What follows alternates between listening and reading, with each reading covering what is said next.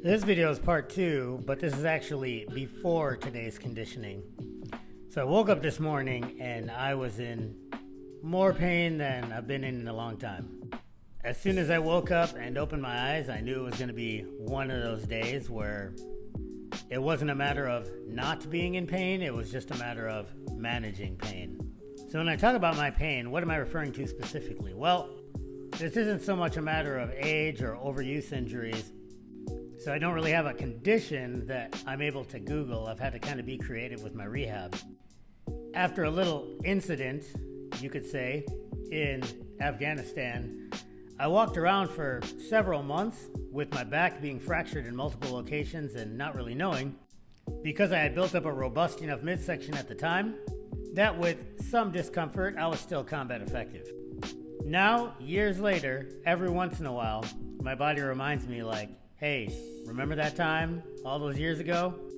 But I don't get sick, I don't get tired, and I train every day. So I don't care. I'm gonna figure this out.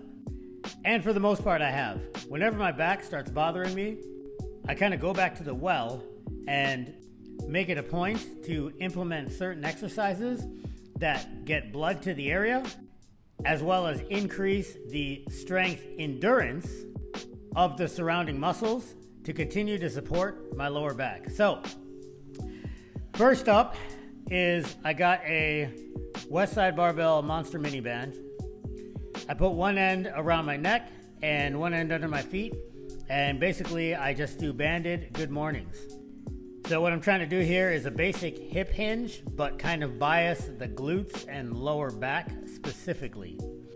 I want to feel that upper hamstring stretch, and I want to get as much blood into like the glutes and the lower back down by the tailbone as much as possible.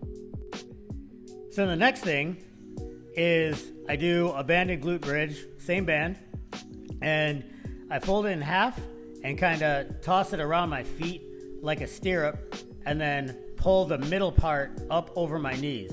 So what this enables me to do is I can do a glute bridge for the glute max, but then also get some hip AB-duction for the outer portion of the glute as well. One of the other problems that kind of exacerbates my lower back pain is if I have any kind of hip instability, and this exercise really kind of helps with that.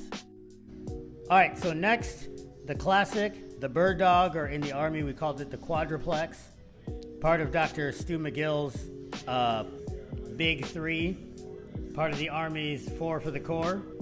This kind of does a bunch of things at once, but the main thing is you have these little muscles that run along your spine, like deep along the spine.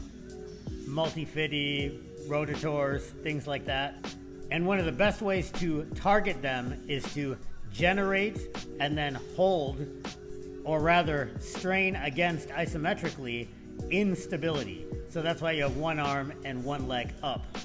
It's very important when you do these isometric exercises too, folks, that you're breathing and bracing the entire time if you want it to help stabilize your spine.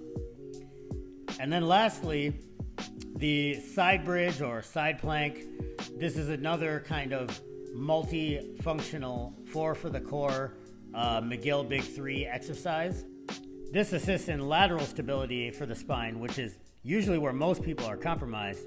The other thing is it's a good oblique exercise because your obliques won't get bigger since it's isometric and there's no tissue glide. And then the other great thing about this exercise too is it's fantastic for shoulder stability. So if you've been having shoulder issues from too much pressing, this is another go-to for that as well. And again, like with the quadruplex, you want to make sure you're breathing and bracing the entire time while you're holding these postures. And so that's it. I mean, like I've said before in other warm-up and stretching videos, you don't need to spend all day doing preparatory work for your strength or your conditioning or your athletic activities.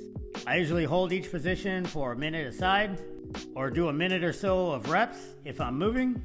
So you're looking at another 10 minutes or so on the front end, and then it's off to do the thing that I actually came to the gym to do. Don't be defined by your pain, folks. Stay in the fight.